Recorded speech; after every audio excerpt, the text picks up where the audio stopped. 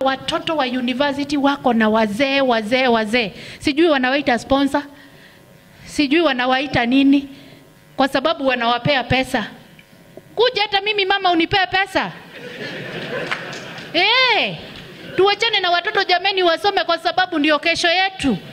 Hao watu watolewe, tuwe na classic example.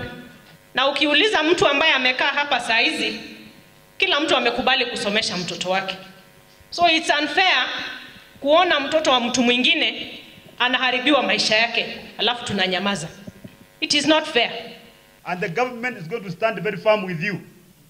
Kwa sababu ile kiboko utapata wakati utapata mtoto amepachikwa mimba, chief, ni wewe utakuwa umepachika mtoto mimba.